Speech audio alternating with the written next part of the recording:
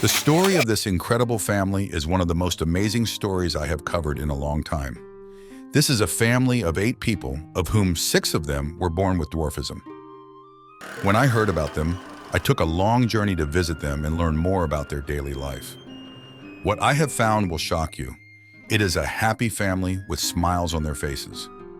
Children do everything together. They play and dance together while also watching their favorite movies together. This is their firstborn, Mumararungu Lilian, who is 18 years old, and this is their lastborn, Kevin Owasa, who is just 4 years old, and the only healthy child who was not born with dwarfism. Everything seems normal in this family, but when their mother remembers her past, she cannot help but shed tears on her face. Her name is Mukamanzi Adeline, and she is a normal, good-looking woman who has no physical issues, unlike her husband, Mudaharan Celestin. A long time ago, this woman was a shy, submissive girl who was not interested in marriage, until this man showed up and proposed to her. The result is 6 children you see here. But on her side, Adeline had to sacrifice everything for this life, including her family and friends who had tried to prevent her decision to marry this man. Additionally, this woman is the only person capable of working in the whole family, yet she isn't getting any younger, which means that her ability to work is receding as she grows older. But through it all, she has refused to give up on her family, despite facing daily challenges as she navigates a life of being a caretaker and a sole provider to her family. If you are wondering why this woman accepted this dwarf, yet she had rejected other normal guys who tried to marry her, worry no more as we bring you the answers to all the questions you have. It all started when this man wanted to marry the older sister of his current wife, Adeline. Unfortunately, he was not successful, but immediately he decided to try his luck with Adeline, which ultimately paid off. I was in a relationship with her sister, but she was lying to me since she had another man whom she was planning to marry. When they married, I decided to go back to their home to try my luck with her younger sister, who is my wife now. I loved her femininity and her submissiveness, which assured me that even when we would get married, she was not going to disrespect me because of my height. Initially, when I proposed to her, she quickly rejected it as she was still a young woman. But I decided to try further since I was convinced of her character. Adeline kept her distance from this man, whom she feared that he only wanted to avenge the betrayal of her sister. But to make matters worse, she was not considering marriage. And even if she had considered it, she never saw her future with this man, given the number of proposals she was receiving from elsewhere. However, this man was also not ready to give up, since he was convinced that Adeline was the only normal person who had enough patience to live with him. Such persistence impressed her so deeply until she started to consider a future where they would be together.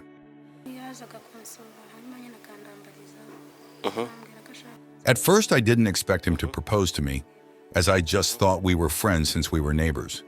But as time went on, he kept trying his best to get the better of my heart. He was always involved with my life, and I liked the way he was committed. It took a long time, but finally he proposed to me and asked me to be his wife. I rejected his proposal right there on the spot, but he never gave up. He kept trying to reach out to me until I was convinced that he was the man who loved me the most. That's when I accepted to live with him. Her decision to marry this man might look innocent, but deep down it was a fatal decision which she regretted a few weeks later when she informed her parents about it. They made it very clear to her that she must forget about her marriage with a dwarf man, raising their fears that she might give birth to dwarf children, which unfortunately came to be the case. Her aunts even tried to search other men for her, but as she spent time with them, she could not find anyone who treated her better than Celestin. As she continued to insist on living with him, her family completely abandoned her with her man. My family didn't like the idea of our marriage. They were angry with me so much, especially my aunts and my sister who rejected him. They said that there is no way I was going to marry a man who cannot work, while risking giving birth to children with dwarfism. But my concern was not his disability. My concern was his willingness to marry me, which was not matched by any other men they suggested to me. I married his character, not his physical disability, and I was happy with it. I knew that even if we can live in poverty, at least we would be living in peace together. Without the approval of her family and her friends, this woman chose to marry this man who didn't have a job by then, nor any other significant possessions. It took no time for the problems to start arriving, as the family struggled so much in the first few days after their marriage. This woman would go out to work alone, but the payment she got was too little to accommodate all her family's needs. But even going to work would stop when she got pregnant with her first child. Our life was very difficult when we got married because she was working alone, since I am not fit to do any job. But when she got pregnant, she was no longer able to work, and by then, we lived a very bad life, since our families had abandoned us as well. Luckily, she gave birth to a girl, but immediately doctors informed us that she has the same condition as mine. It was shocking, since I had hoped that my wife would give birth to a normal child.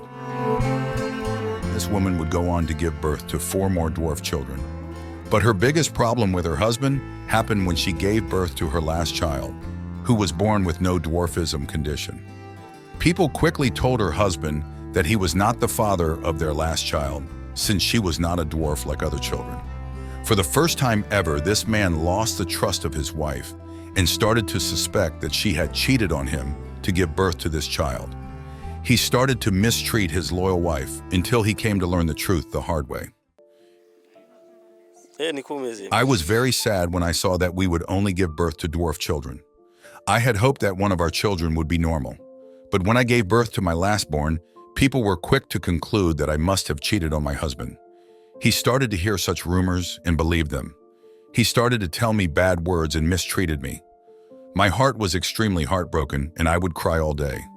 For the first time, I regretted the reason I married him, but I decided to stay for the benefits of our children.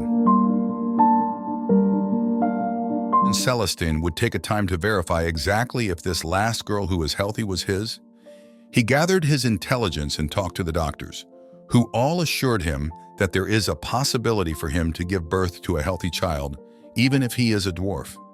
At last, he came to conclude that this last girl was his, and for that reason, he named her his own name, as a demonstration of how he loves her. I love my daughter very much now.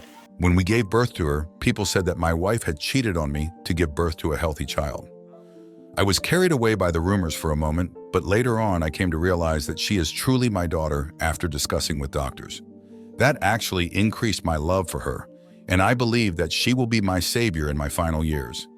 She is the only healthy child we have, and for that reason I have even given her my name. She is called Uvase Kevin Muda Heronwa. Now this family is united, and there is nothing better for these parents, as seeing their children playing together with them, all smiling and happy for their life.